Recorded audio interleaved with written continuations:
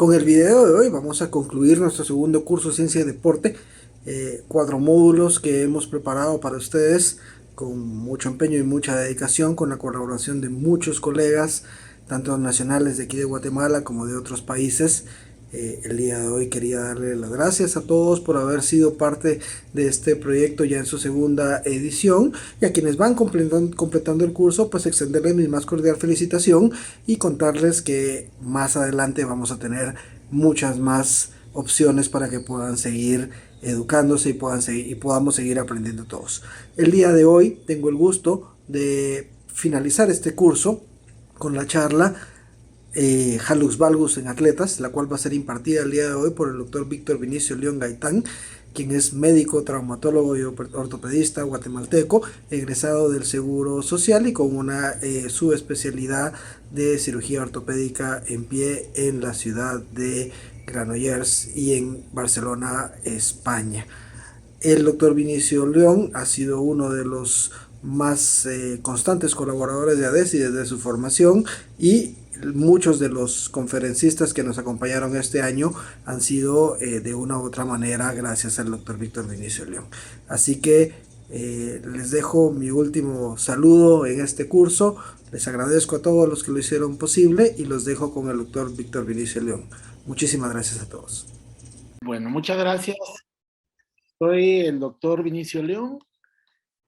En esta ocasión le quiero dar las gracias a Desi por darme la oportunidad de presentar lo que es Hallux Valgus en deportistas. Voy a hacer un pequeño análisis sobre algunas de las patologías del pie que pueden afectar, pero haciendo énfasis en lo que es el juanete o Hallux Valgus, que se presenta y que muchas veces no le ponemos la importancia al caso, y que esto en, bastante, en bastantes deportes o muchos deportes puede influir en la práctica del mismo, incluso en lesiones que no estén relacionadas con la misma patología, pero que de alguna manera eh, la enfermedad del Hallux valgus va a producir lesión. Entonces, ¿influye en la práctica deportiva el Hallux valgus? Definitivamente que sí influye.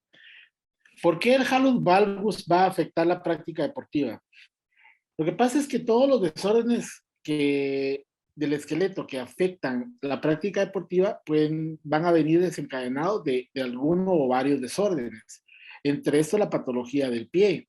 Y el Hallux valgus es uno de los más comunes que se puede presentar. No es en sí el defecto el que va a influir en el deporte, aunque en algunos casos la deformidad del pie sí va a tener directamente problema, porque en este caso va a haber dolor en la parte del primer metatarsiano, que es el que se va a rozar con el calzado deportivo. Este también va a influir en el resto del eje de carga, como lo veremos más adelante. En los cambios de eje de carga va a ser la principal causa. ¿Qué quiero decir con esto? Si nosotros tenemos un eje de carga, considerando que la normalidad va a pasar por el centro de la cadera, el centro de la rodilla, llegando al tobillo, y luego al segundo dedo del pie, al momento de que se produce una patología de Hallux valgus, el segundo dedo del pie pasa a tener el soporte que tenía el primero, porque el primero se ha separado del segundo. Entonces, este cambio que se va a dar en la biomecánica del pie va a influir ya desde este momento en el eje de carga normal. Entonces, un eje de carga que puede mantener la rótula en su lugar al momento de perderse ese eje de carga por alguna situación del pie, va a producir ya problemas en la rodilla. Estos ejes de carga van a ser cambiados, ya sea si tenemos una situación en el pie, a nivel de la rodilla, puede haber un cambio en el eje de carga a nivel de la pelvis y columna, y esto también puede dar un cambio en el eje de carga del pie.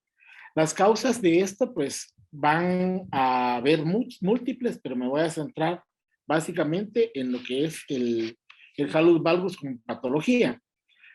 El Hallux valgus también tiene otras entidades que son secundarias a la propia enfermedad, pero centremos esta parte. El cambio del eje a nivel del pie va a darnos problemas, no solamente en el pie, sino que nos puede dar problemas al momento de llevar a cabo la práctica deportiva a cualquier nivel de los que estamos viendo en esta diapositiva. Entonces, ¿van a haber cambios posturales? Pueden haber cambios posturales, algún tipo de escoliosis o de hiperlordosis se pueden producir cuando hay cambios a nivel del pie. Posturales periféricos, el pie puede pronar, ya sea internamente o externamente, dar genovar o genovalgo. La tibia se puede volver, puede haber una coxa, perdón, coxa valga o coxa vara, y el pie plano, pie cabo, equino y varo también se van a producir, y dependiendo de esto van a haber cambios en el eje postural. Esto lo estoy diciendo como una generalidad en los cambios de eje de carga, no directamente responsable de un halus valgus. Entonces, me voy a mover un poco para acá para que no moleste la luz de atrás. En esto, la escoliosis y hiperlordosis, no vamos a entrar en esto, son cambios en lo que es la estructura, en las líneas de la columna vertebral, ya sea bien visto el eje anterior o visto de lateral. Posturales periféricos, sí van a haber algunos cambios, como podemos observar talones valgos, talones varos, y esto va a producir pues algún tipo de cansancio y algún tipo de dolor al momento de la práctica deportiva. Vamos a ver, por ejemplo, este es un ejemplo que les voy a presentar. El caso de un pie plano. En un caso de un pie plano. Por ejemplo, este es el caso de un pie plano que tuve la oportunidad de evaluar y de tratar. ¿Por qué les traigo a colación esto? Porque muchas veces no nos centramos nosotros, nos centramos solamente en el arco, y el arco puede venir y puede ir variando y llegar incluso a ese pie plano a desarrollar un juanete, o al revés, el mismo juanete ya tener características de un pie plano. Entonces, vamos a considerar que cuando ya hay cambios, por ejemplo, si vemos a este nivel, esto es un pie estable y este es un pie inestable. Vemos cómo el hueso del astrágalo se subluxa sobre el calcáneo, sucediendo esta situación, donde debería de haber una estabilidad. Esta estabilidad, pues obviamente nos va a llevar a cambios, ya sea dolores plantares, como las famosas espolones plantares, por tanta tracción de la parte plantar, y esa subluxación, pues obviamente puede tener algún tipo de afectación en el deporte. En este caso se puede evitar cuando se tiene esta subluxación poniendo un poste a nivel donde se subluxa el astrágalo sobre el calcáneo, como lo vemos en esta diapositiva.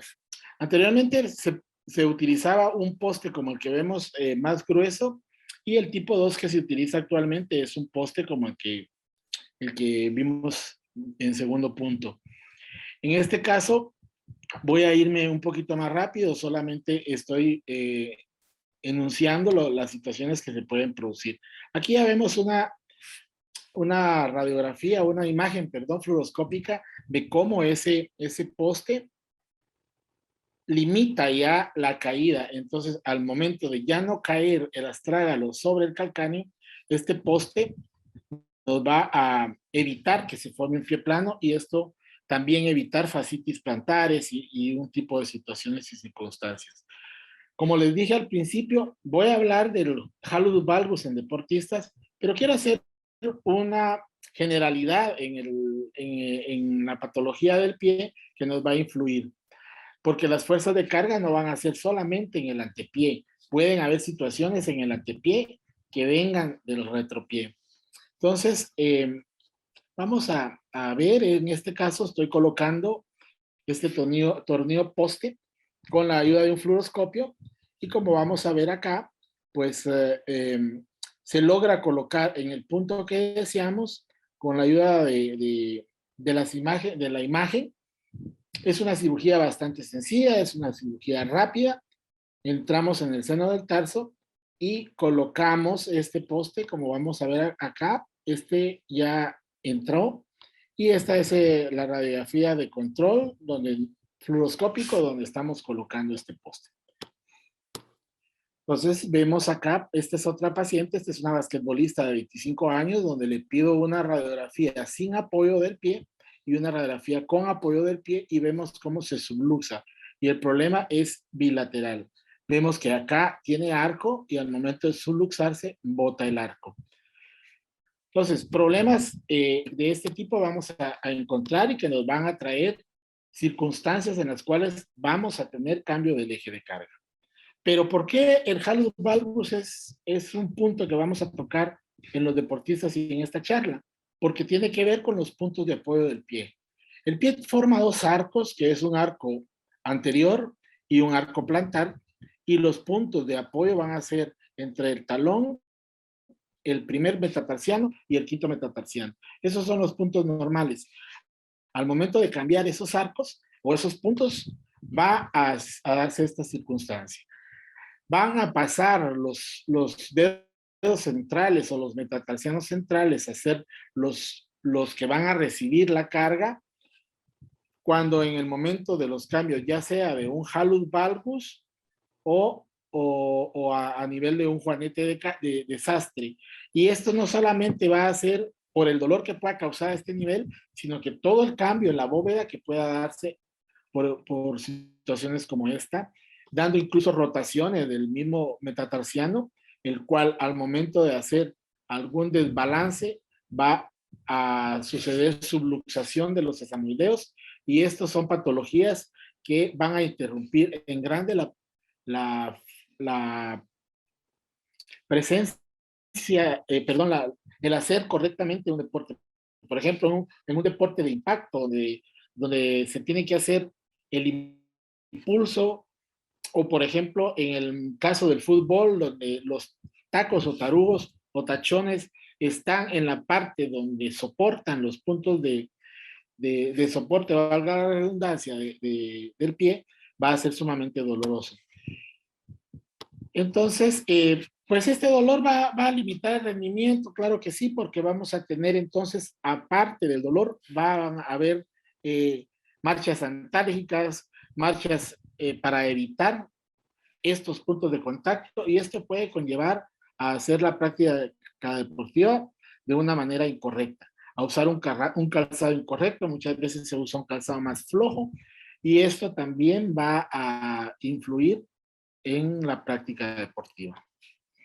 Los pies muchas veces están metidos en la cámara, no sabemos de qué manera pueda afectar no solamente el juanete o los metatarsianos. Veamos estos casos de algunos jugadores, pues básicamente son los más golpeados en el deporte, hablando de fútbol, por ejemplo.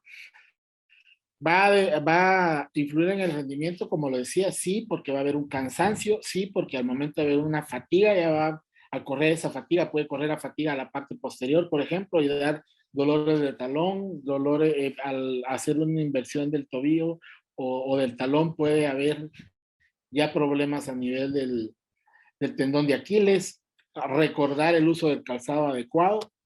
Entonces, ¿influye? Por supuesto que sí. Yo tuve la oportunidad de participar en el primer congreso de medicina de altura con la charla cirugía percutánea de hallux valgus en atletas.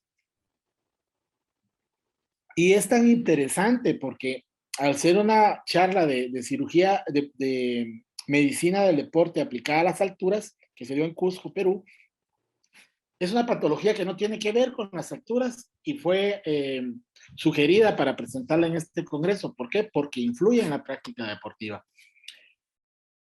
Bueno, el hallux valgus pues es un proceso patológico, es una deformidad de los pies que va a afectar principalmente el radio número 1, el primer rayo.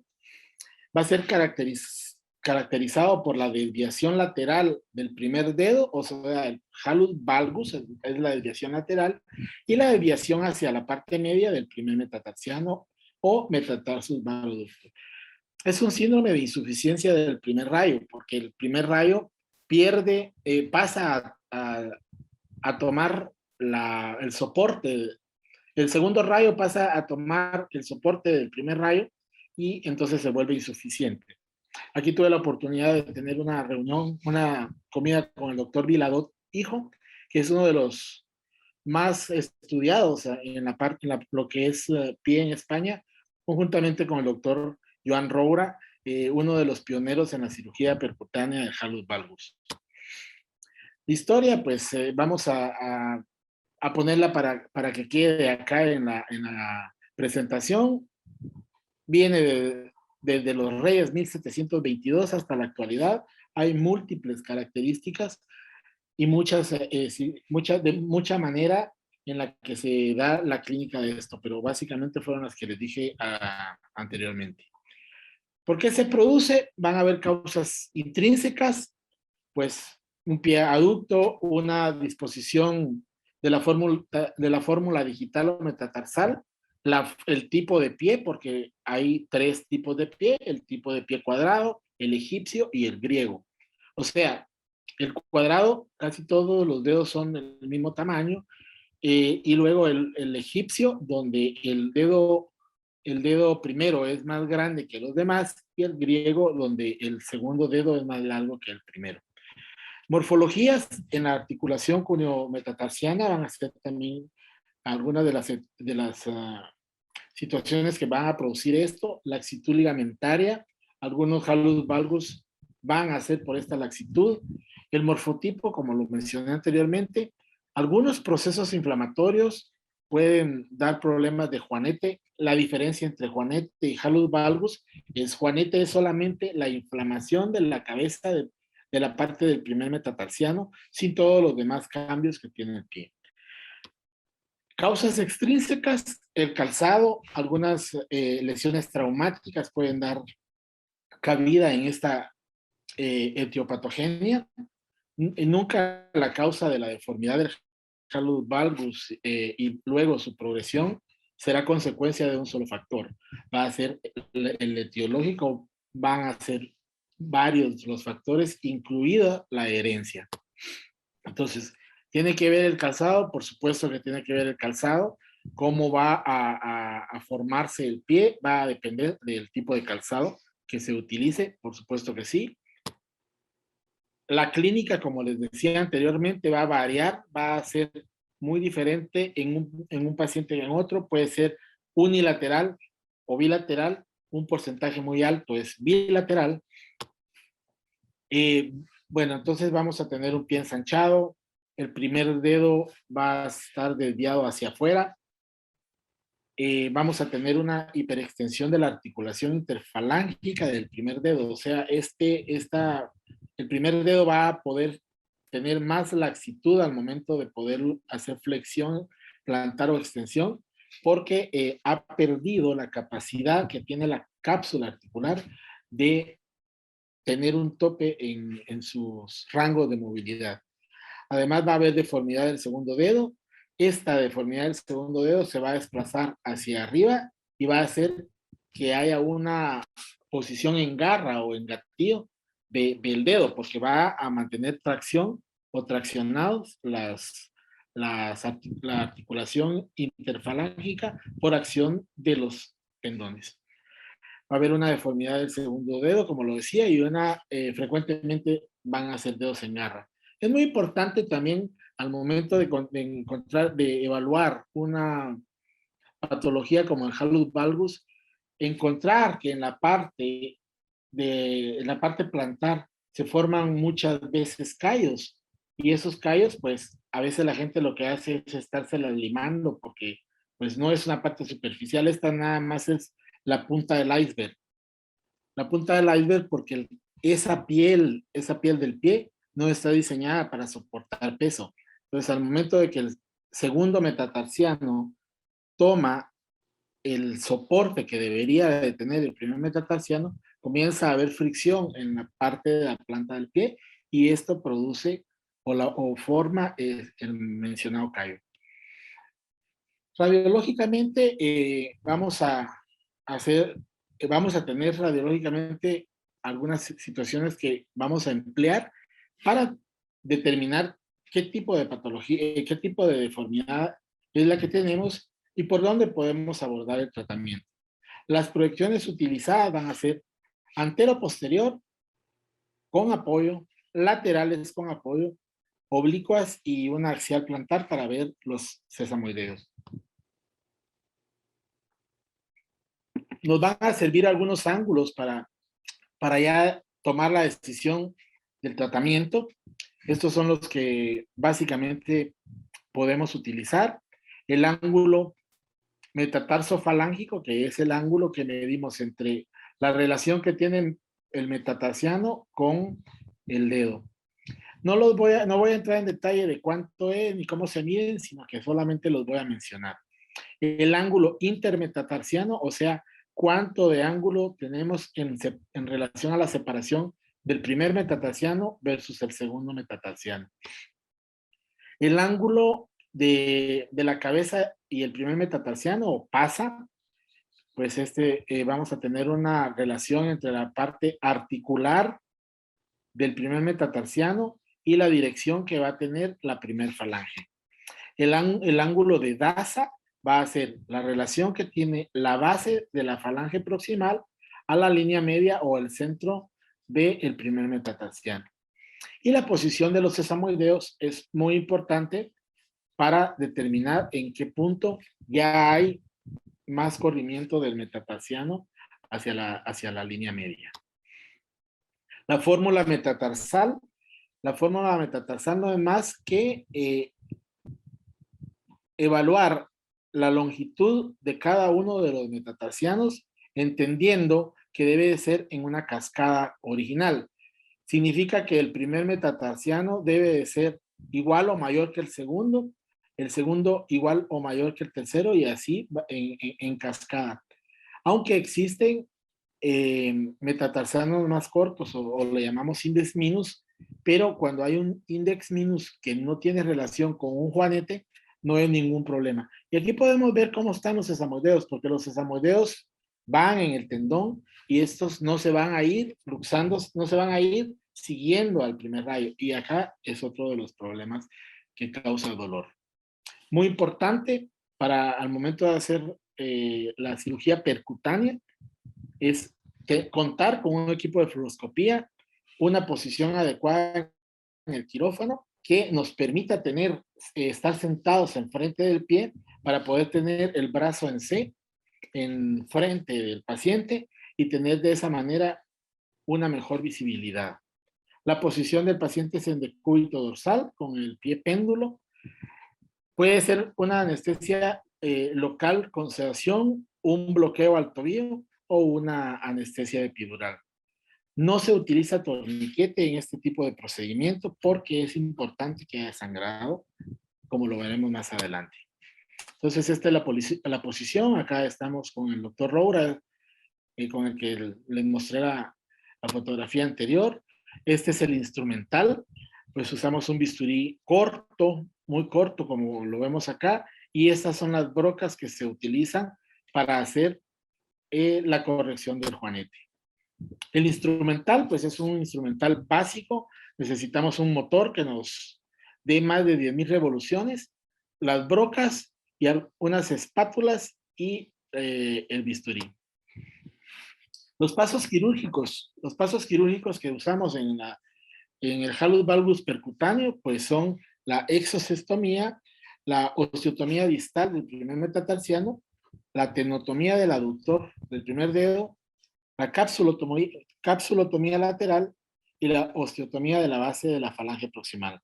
Sé que en el grupo de ADESI no hay muchos médicos que vayan a hacer las cirugías, pero sí es bueno que conozcamos estos pasos y que conozcamos esta patología y la manera que se puede tratar para que el retorno al deporte sea más rápido y menos doloroso.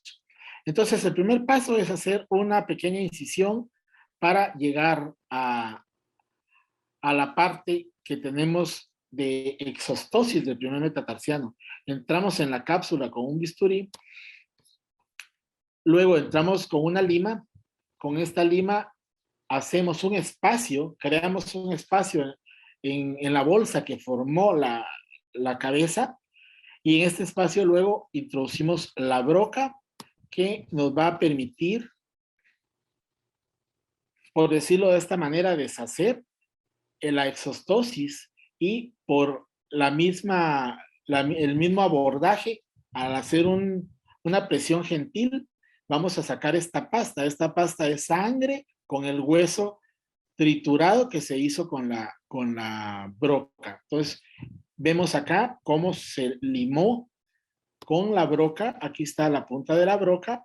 Se entra con el fluoroscopio por esta parte que les enseñé y se hace el desgaste necesario. Entonces, este es el control fluoroscópico del primer paso para la corrección del hallux valgus de manera percutánea. Luego se hace una osteotomía utilizando la misma incisión. Se va a entrar con una Shannon 44 en esta superficie, y lo que se va a hacer es una osteotomía. Una osteotomía a nivel distal, sin llegar a hacer una osteotomía completa, sino que vamos a hacer un 80% de osteotomía con esta broca. O sea, se introduce por la misma incisión, llegando a tener un ángulo adecuado. Con este ángulo se hace un corte firme a la cabeza del primer metatarsiano, como lo vemos acá, para que podamos nosotros hacer luego una osteoclasia, o sea, cerrar este corte de una manera sutil. Vemos acá la posición con la ayuda del fluoroscopio y hacer el corte. Seguido de eso, hacemos una capsulotomía y una tenotomía del aductor del dedo gordo, o sea, el tendón que hace que el dedo se vaya hacia aducción, lo tenotomizamos, y luego hacemos también una liberación de la cápsula. Con estos pasos ya hemos hecho, aquí vemos el abordaje. Hacemos una pequeña herida donde entramos a la cápsula y se hace una tenotomía y una capsulotomía. Luego se hace una osteotomía distal, o sea, distal, pero en la falange proximal. Vamos a entrar por una herida pequeña, también solo para que nos dé la broca. Vamos a tener un gesto con el cual se introduce, se hace también el espacio, se lima el espacio donde se va a entrar. Aquí tenemos que tener mucho cuidado. Aquí están los vasos sanguíneos y los nervios, y luego se coloca la broca a manera de hacer también una osteotomía a la base de la falange proximal del primer rayo, y tener esto, poder hacer una osteoclasia.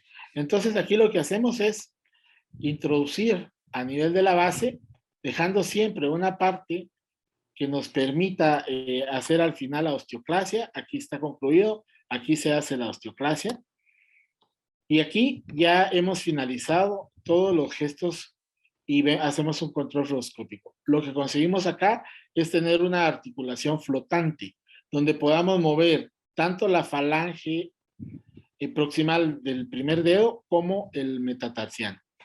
Con estos gestos y con incisiones muy cortas ya podemos llevar el dedo a donde consideremos que es lo que podamos tener, y ya manejarlo de manera ambulatoria con vendaje. Bueno, los pasos finales va a ser el cierre de la herida con un punto simple por cada uno de los abordajes. Se puede infiltrar un poco de betametasona o anestesia pesada para el posoperatorio. Se van a poner algunas gasas para mantener una especie de taping de la siguiente manera.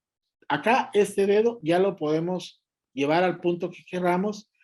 Lo colocamos primero con unas gasas sin estrangularlo, haciendo una manera de 8. Luego colocamos el vendaje. Luego se coloca lo que es un taping de una manera adecuada, y el paciente sale con el dedo en hipercorrección. Aquí ya tenemos la articulación, como les explicaba, de una manera flotante, que la podemos llevar a donde queramos. No se coloca y no se debe colocar en la percutánea ningún tipo de fijación, y se permite la marcha desde el posoperatorio con un calzado con para evitar el apoyo en la parte anterior. Es un calzado que tiene un tacón largo, no alto, largo, que no permite el balanceo hacia adelante al momento de dar el paso. A las 2 semanas pues se retira el vendaje, se coloca un espaciador y ya mantenemos el dedo y los controles. Entonces aquí tengo un caso clínico, vemos que hay un hallux valgus moderadamente pronunciado, subluxación de los sesamoideos, ya hay cambios en la articulación con cierto grado de artrosis. Tenemos un segundo metatarsiano más largo que el primero y acá tenemos la corrección con el espacio. Aquí hay otro caso que les puedo presentar con hipercorrección. Esto entonces, al no hacer una osteotomía completa, hacer osteoclasia y no exponer esas osteotomías, tenemos una muy buena consolidación. Este no es caso mío, esto lo tomé de un libro, pero podemos ver la deformidad grande y cómo luego de las osteotomías, la osteotomía fue más abajo, cómo después de las osteotomías se ha corregido este hallux valgus. Entonces, otras patologías que se tratan con cirugía percutánea, el juanetío de Sastre, que es lo contrario al hallux valgus, o sea, es el de quinto metatarsiano, hallux rigidus, fascitis plantares, cuando pues ya se ha hecho todo lo posible porque no se llegue a cirugía. Esas son unas cirugías que no muy nos gusta hacer por los resultados, pero al hacerlo de manera percutánea, la incisión es básicamente por la parte del talón, no entramos por la parte medial y es una herida solamente para entrar la broca con la cual se hace la, la disección de la fascia. Neuroma de Morton, en lo particular, y yo no he hecho neuroma de Morton, los autores de la percutánea pues indican que lo han hecho. Yo prefiero, si ya se llega a una cirugía, pues no es una cirugía tan grande y hacerlo a ojos vista. Síndrome de Haglund, y lo he trabajado de manera percutánea, que es la formación de una manera de espolón, pero en la región superior del calcáneo, que influye mucho en el roce de la inserción del tendón de Aquiles. Dedos en garra y metatarsalgias. Entonces, lo importante pues es llevar al paciente a que practique lo que más le gusta. Esta es una paciente que operé por un hallux valgus y empecé ya hace ballet y ya está ya haciendo ballet. Pues me regaló esta fotografía con el agradecimiento que pudo haber regresado a hacer lo que más le gustaba. Como les mencioné al principio, esta charla no la quise extender porque hay muchos nombres y muchas situaciones de las que nosotros trabajamos, de las cuales pueda yo confundirlos, pero a lo que yo quiero llegar y dejar el mensaje es que el juanete sí, el hallux valgus sí, va a influir en la práctica deportiva. Va a influir en el eje de carga o en el eje mecánico del cuerpo esqueleto, va a influir en el cansancio, va a influir en que se tenga un 100% de las circunstancias y las situaciones para poder hacer el deporte que se desee. Deporte donde se requiere, obviamente, la actividad física y una biomecánica correcta y adecuada. Estamos en Medar Clinic, ya algunos de ustedes conocen, y con eso yo les quiero dar las gracias a la Academia de Ciencia y, perdón, se me fue el concepto de ADESI, pero les quiero dar las gracias, doctor Monge, también por darme la oportunidad de hablar un poquito sobre lo que es hallux valgus. Como les decía, es una charla que es para que la tengamos en cuenta, que es una patología que es para que la tengamos en cuenta, que se puede corregir en los atletas de una manera no invasiva, se puede corregir, no agresiva, perdón, de mínimamente invasiva, sin ningún tipo de fijación y con muy poco dolor en el postoperatorio. De esta manera me despido y creo que con esta charla cierro lo que es el segundo curso de la Academia de Deporte y Ciencia. Así es que muchas gracias a todos por su atención y feliz noche.